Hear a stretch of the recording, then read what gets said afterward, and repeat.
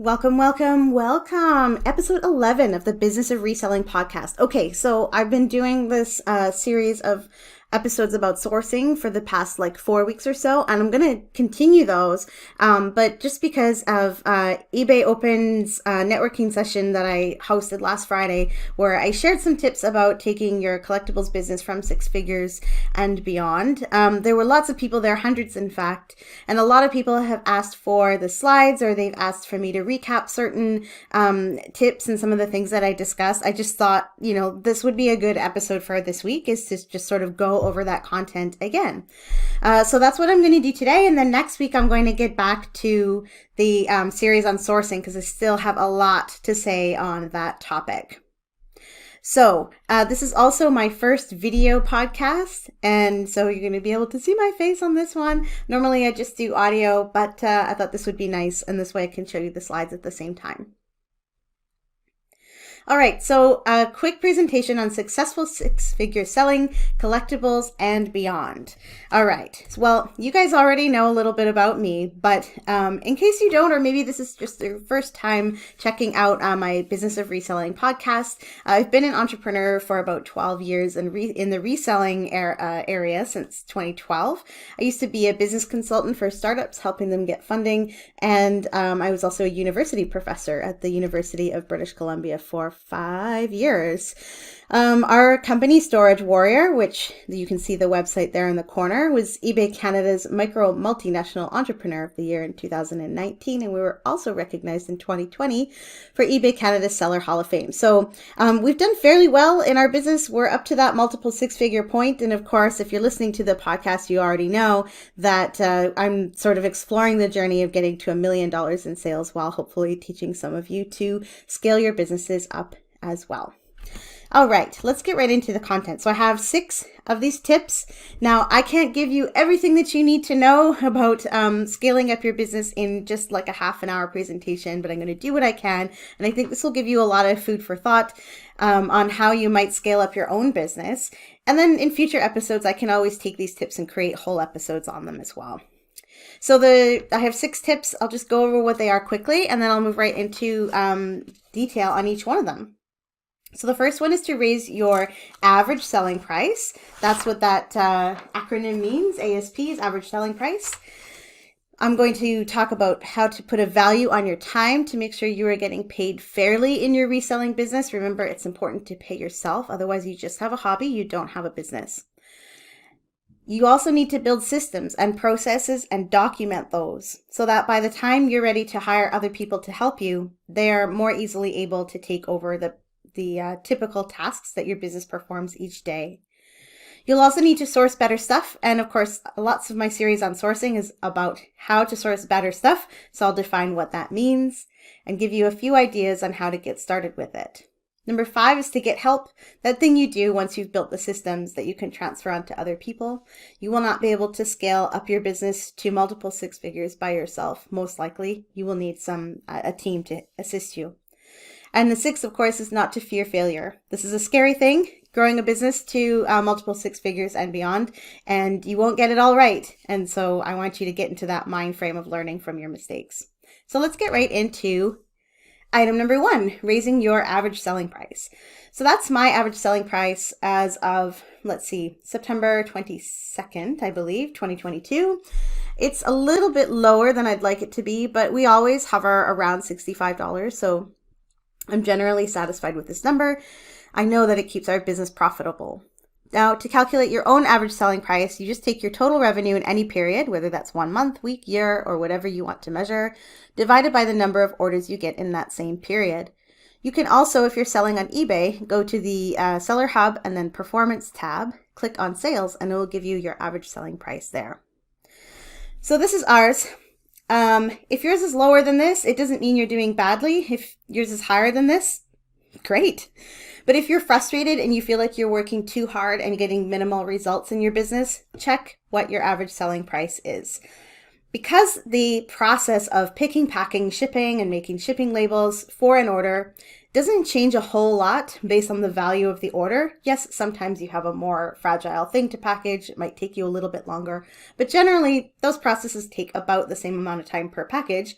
Wouldn't you rather sell 10 $100 items and have to make 10 packages, or sell 100 $10 items and have to make 100 packages? When you think about your profit margin on selling all of those $10 items and factor in the amount of time it takes to pick, pack, to photograph, to list, to do all the things you need to do to sell that item, you don't really have much money left, which is why you want to raise your average selling price to ensure that on average, you're making a fair profit per item. Now, more listings at higher prices will increase your revenue, but just arbitrarily making your prices higher, of course, isn't going to help you. You have to make sure that you can actually command those higher prices and the things you're selling are worth it. And that's part of selling better stuff, which is item number 4. So you could raise prices on items you've already listed if you want to sort of try out raising your average selling price and see if you are see if you're competing with other sellers of the same items based on price alone. If you are, then you're in kind of a race to the bottom when it comes to pricing, and you don't want to be there. You want to offer a really good customer experience and have fair policies so that you can command a slightly higher price for similar items and still get sales. eBay might suggest to price the lowest. I would disagree, especially if you're in the collectibles area, because collectibles are collectible for a reason, and rarer ones are worth more money to buyers. You're scratching their collector itch. Remember, you're creating desire. They really want your item, and they're willing to pay for it. But of course, you have to be selling the right things. The second tip is to put a value on your time. So what are you worth? What are you worth per hour, per day, per month? If you had a job before this, or maybe you still have a job and you're thinking about quitting it, what do you make per hour? Double it. What do you make per month? Double it. You need to be earning at least twice as much gross as you are in your current job. Your expenses in your business are going to be higher than they are in your job. You will definitely be working more hours as you try to grow your business. And you're also doing just about everything. You're everything from the sourcing person to the marketing person, the salesperson, the customer service person. So you have much more responsibility in your business than in your job, and that should command more pay. That's just how it works. So you can decide, do you want to pay yourself a flat rate? Do you want to decide, okay, I want to try and do tasks that generate, $50 an hour in revenue or $150 an hour in revenue, so that your profit is $25 or $50 an hour? Or do you want to pay yourself a percentage of your sales and take that as your take-home pay instead? Now, there's a guy named Mike Michalowicz who has a book called Profit First. If you haven't read it, I would highly recommend that you do, where he talks about taking a percentage of the gross revenue that your business creates and paying yourself with that before you have paid any other expenses in your business, because you must be able to afford to pay yourself. Otherwise, you don't have a business. So it's very important that you're getting paid fairly for what you do. So the third tip is to build systems. So systems allow you to get more done faster in your business. When you have a system, a replicable process that you can use over and over again, you will eventually become more efficient, and the people who work for you can also work on their own efficiencies. Building systems makes sure your business can run without you. If you get sick or you get hit by a bus, something happens to you, somebody else can take over at least the minimal processes to ensure that your business continues to run while you get better. And having these systems in place also creates more times for the things you love, so that you can actually take time away from your business sometimes and have it still run, at least minimally, while you're not in it. So think about the key operational tasks that your business has. You might have sourcing, organizing and sorting inventory, taking photos, listing those items, picking orders, packaging orders, and making shipping labels. So those are just some of the key operational tasks that make your e-commerce business successful. But many of these things can be systematized because you do them pretty much the same way every time. So as you do these things, because you do them already in your business every day, just open a Google document or keep some kind of document and begin to write down step by step the processes that you're using. This starts to create a system. You can refine it, you can change it, you can edit it and revise it over time. And then when you eventually get people into your business to help you, they will have that documentation to assist them in doing their work, and they will be able to build up to your level of efficiency much faster. So this is also a time where you can be thinking about the types of processes that you're maybe not so good at. What are you really slow at? Me personally, I'm pretty slow at packaging, so I don't like to do it. So my husband does a lot of it, and when we have local help, they take over a lot of the packaging. This just makes sense for us. We can build up a relatively speedy method of creating those packages. I'm super, super slow at it, so it's not a good use of my time. I'm better at doing things like marketing and sales in the business. So you can, if you get staff and you eventually get helpers, allow them to give you input on these systems as well, because when you're kind of in your own head, you don't always necessarily think of every step or every single piece of a task that needs to be written down, but other people who are trying to do it definitely will see those gaps. So allow them to give you their feedback and make those processes even better. The fourth tip is to source better stuff. So this is a huge animal, and everybody of course says you've got to source more valuable things if you want to be truly successful. But it's not like there's a magic wand that you can wave that automatically makes that possible. You do want to look for higher value items, but knowing what those higher value items are is something that takes a lot of research, a lot of knowledge, and a lot of time to build up your ability to find those items and see them. So one of the ways that we've actually learned a lot about what items to source is by buying in bulk, whether that's going to an estate sale and trying to fill up the whole car, or clearing out a house that's just been abandoned full of junk, clearing out storage units, or buying large collections from people who are selling a whole bunch of comic books or a whole bunch of die-cast cars or whatever it is. Making those bulk purchases allows us to get a lot of items at a very low price, so we might only pay $1 or $2 per item. This gives us plenty of margin to figure out what the best things are in the collection that we just bought, and then we know what to look for down the road when we're doing more sourcing later. So it's a really cheap way to build your knowledge so that you are more likely to see those higher value items when they find themselves right in front of you. Another thing you want to do is buy things that sell relatively quickly. So in our business, we have about 6,000 to 6,400 listings at any given time, and we sell 4,500 to 5,000 of those every year. So we're pushing through about 80% of our inventory per year, which I think is not bad, but I do think we could probably do it better and faster. So I'm always working on that. But it's good enough to keep us profitable, and we just know that from the historical performance of our business. You want to buy things that sell quickly, and how you learn what sells quickly is by simply checking the ratios of active listings to sold listings on eBay. So find an item, look for how many of items like that are currently available, and compare that to the amount that have sold in the last 90 days. Now, the ratios can vary depending on what type of item you're selling, so I can't say, oh, 4-to-1 is the best ratio or whatever. But it's always nice to see if, say, 100 items are available of something, and in the last 90 days, 100 of them have sold. That tells you that in a 90-day period, all of those items are going to turn over. And that's nice and fast. It's not sitting in your storage area for too long. So a ratio around 1-to-1 is what we like, but we definitely will list things with lower ratios than that.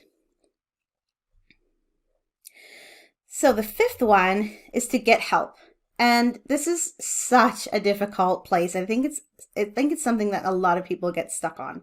We are so used to doing everything in our businesses, right? We do it all. We know we are the best at finding the things. We are the best at doing the shipping. We know all the nuances. We know where everything is. We kind of know it all by heart. And so most of us are in business either by ourselves or maybe max with 1 or 2 other people, often family members and things like that. So you guys kind of get into a rhythm, and you're always doing it. And so it can be very difficult to pass responsibilities on to new people, but you have to do it in order to successfully scale. Of course, you heard the phrase, there's no I in team. As annoying of a phrase as that is, it's absolutely true. You won't be able to grow your business beyond a certain point without help. You will eventually cap out because you won't have the capacity to go any further. So when you finally decide it is time to get somebody to support you in your business, how do you decide what to get them to do? Well, one thing that I recommended for a long time, but I didn't make it up myself, I actually heard it somewhere else in my business journey, is to make a list with 3 columns. And At the top of one column, you write things I hate doing. The second column, you write things I'm not good at. And the third column, write what I just shouldn't do. And then you start filling out the list. So think of the tasks in your business that you really dislike. So for me, it's making packages. I don't like that at all. What are you just not good at? Well, I happen to also not be very good at packages. I also don't like dealing with the finances. I just want to look at the results. So hiring a bookkeeper was a no-brainer for me. And then think about the tasks that you just shouldn't do. Things that are like really straightforward, very routine tasks. Tasks that would be easy to train somebody else to do so that you can focus on the management of your business and the strategic growth of your business. So start filling out those lists, and from there you can prioritize and try to find somebody who can fulfill some of those tasks that you either don't like, you're not good at, or that you just shouldn't be doing. And you can sort of group them by similar types of skills so that you can hire somebody who might be able to cover off multiple tasks in your list. And then you can decide, is that a part-time job? Is that a full-time job? Is that something that can be done remotely? You know, whatever it is, there's lots of different ways to structure paying somebody else. But at least you know kind of where to begin and what type of person to look for. And because you've already documented your processes and systems, as in step 3, then you already have some documentation ready to give to them to help them slide right into your business and start doing a wonderful job. All right, let's go to the 4th. Not the 4th, the last. Don't fear failure. All right. So I want you to think about your risk tolerance when it comes to growing your business.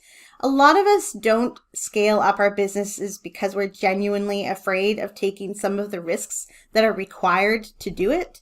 So, for example, hiring somebody costs money, and it can be very difficult to pay and increase your expenses in order to get that support, even though you probably know logically that it's going to help you grow. It's really hard to suddenly add that large extra expense to your business. Or let's say you need to grow by getting into a bigger space because your garage is no longer suiting your growth or your scale of business, and you need to rent a warehouse or a storage unit or some sort of bigger space. That's going to cost extra money. So it's really hard to sort of take the leap and make those decisions because you're always thinking in the back of your mind, what if it doesn't work out? What if my business fails? What if I spend all this money and I don't actually get the return that I'm looking for on it? So don't fear failure. We have made lots of mistakes in our business, and we still do, and we still will in the future. We have made mistakes with hiring people who weren't a good fit for us, and then trying to mold them and realizing that it just ultimately wasn't going to work. We have fumbled really valuable items that we didn't realize were really valuable for super low prices. We have overpriced things that we thought were really valuable, and then they just sit there on the shelf and never sell. The thing about failure is it creates these sort of data points. And so I'm going to take this idea from a guy named James Clear. So James Clear writes a lot about productivity in business and in life. And he's got an article where he talks about his friend who discusses fear like from the perspective of a scientist. So when you test a hypothesis, when a scientist tests a hypothesis, it is possible that they will turn out to be wrong. It's actually probable that they will turn out to be wrong. That's how scientists grow and figure out the truth over time. But each of those failures creates a data point. It creates space for learning. It creates this idea or this experience that tells the scientist, okay, now I know this, and now I'm better informed to make the next decision. And your business is just like that. When you make a mistake, when you fail at something, you have a data point. It's like, okay, what did I do? What caused that? Could I have prevented it? What can I do to prevent it from happening again in the future? So taking these kinds of risks, wherever your comfort level is, it teaches you a lot, whether you're successful or not. And some of those failures can actually be really good for your growth because they will help you establish a better foundation for scaling up your business. But do know and try to understand what your risk tolerance is and what you can afford to lose. I think one of the things, a lot of you might be in the position of having a job and thinking, oh, is it time for me to quit this job? And one thing I would recommend is not to put your back up against the wall, especially this being recorded in 2022, and we are very much likely in a recession, where if you have a good job, it can be very difficult to let it go and take the leap with something like selling online. So I always tell people, financially, just make sure you're not throwing everything away when you start your e-commerce business. Have 6 months up to 9 months of your living expenses in the bank, and that gives you a really nice timeline for figuring out if this e-commerce thing is going to work for you. So that's one place where I would sort of recommend that you be a little bit less risk tolerant. Once you're in it, once you're doing it, don't be afraid to take some risks, even if they don't work out. As long as you find a way to move forward, you've learned something and your business will be better for it. So that's it. Those are my 6 tips. And of course, I could take each one of these into a complete podcast episode, or even like a day-long workshop or something like that, or into a course, which I hope to be offering in the future. So if you have questions about this, you can email me at hello@storagewarrior.ca. Please make a comment on this YouTube video and share it with your reseller friends. Hopefully they can learn something from it too. That's it for episode 11. We will see you next week.